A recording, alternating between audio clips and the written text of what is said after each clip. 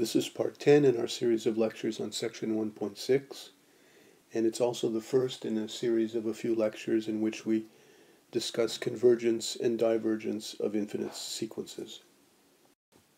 For example, consider this sequence here, and this notation is sequence notation. It refers to the sequence whose nth term is equal to 5n plus 7 over 3n plus 2. And our primary interest is in the long-term behavior of the terms of the sequence. In other words, how does 5n plus 7 divided by 3n plus 2 behave when n gets very large? Here I've written out a number of terms of the sequence. This is the term corresponding to n equals 1, to n equals 2, to n equals 3, etc. And here I've written out those same values as decimals. These terms here are actually quite far out in the sequence, and they indicate that the terms seem to be stabilizing roughly around 1.67. And as you learned in your Calc 2 class, in fact we know that the limiting value of this as n goes to infinity is actually equal to 5/3. We say that the sequence converges to 5/3. But we're interested in knowing what is the actual working definition, the really precise definition of the statement that the limit of 5n plus 7 divided by 3n plus 2 as n goes to infinity is equal to 5/3. So the idea of the definition is that when n gets very, very large, this number here should remain arbitrarily close to 5/3. So the way we measure whether or not 5n plus 7 over 3n plus 2 is close to 5/3, we give ourselves an epsilon, and we calculate the difference between those two in absolute value, and we ask that it be smaller than epsilon, and we ask that it be smaller than epsilon for all sufficiently large n. In other words, after a while, all of the terms of the sequence should be within epsilon of the number 5/3.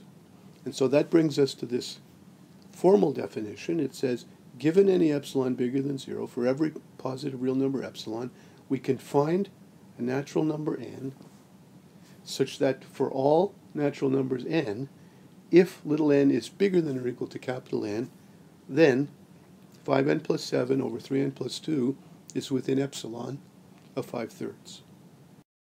It's a very precise way of saying that if you go far out in the sequence, you can make 5n plus 7 over 3n plus 2 as close to 5/3 as is prescribed by a given epsilon.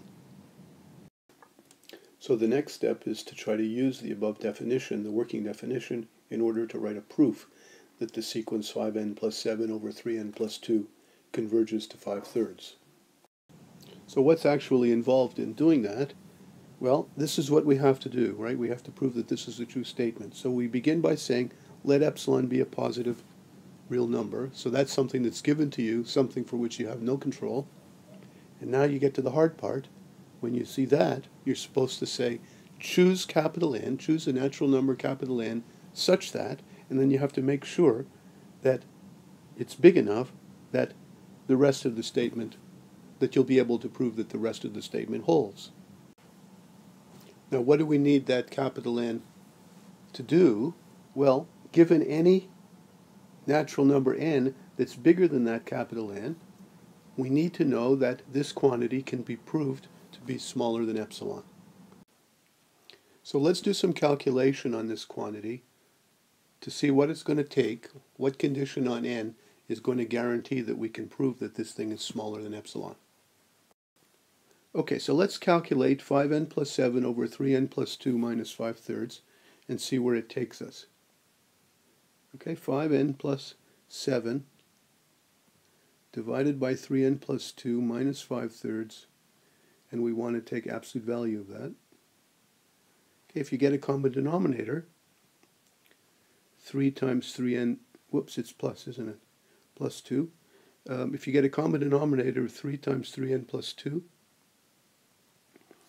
I think you'll see the 15 n's cancel, and 21 minus 10 is 11. I don't have to write absolute value because remember n is a natural number, so that quantity is already bigger than or equal to 0. It's strictly positive, in fact.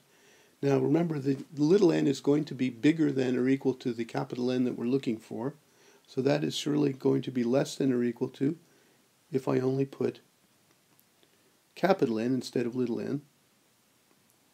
And since I'm adding a 2, that's smaller than if I merely divide by 3 times 3n. Well, now I think I'm in a very strong position to ask for this to be smaller than epsilon,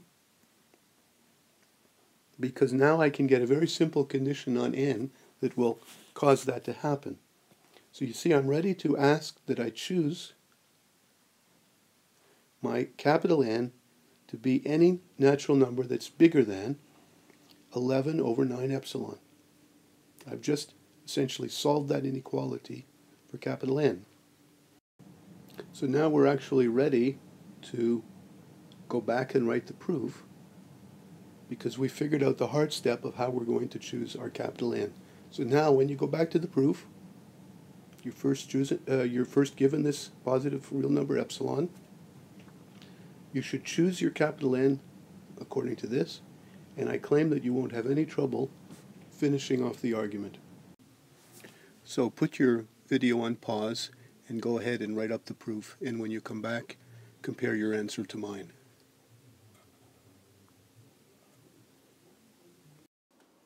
Okay, so here's my proof. Follow along here as I go. The first sentence should be, let epsilon be a given positive real number. Now this one, I have to choose my n in some way, and remember we decided to choose it to be anything bigger than 11 over 9 epsilon. So I write, choose n to be any natural number such that n is bigger than or equal to 11 over 9 epsilon. Now notice that if this epsilon is really a tough challenge, in other words, if epsilon is really close to 0, then 11 divided by 9 epsilon is really an enormously large number. But nevertheless, I can certainly find a natural number that's even bigger than that. So that's how I choose my n. Now we go here and we say, let little n be a natural number. We're going to give a direct proof of this, and so we say, suppose little n is bigger than or equal to capital N, and so that accounts for these sentences. And now I have to prove that with respect to the particular n, little n, and capital N that I've now got, that I can prove that this is really smaller than epsilon. So I'm going to begin not by writing this at all. I will not write this less than epsilon. I will only write the left side, and I will prove that it's less than epsilon via a string of inequalities. So I put then, I write this down, and then I do the calculation that I showed you before. This is equal to this because it's I've just got a common denominator and combine the fractions. This is smaller than if I only put a 3n, because then I'm dividing by a little bit less.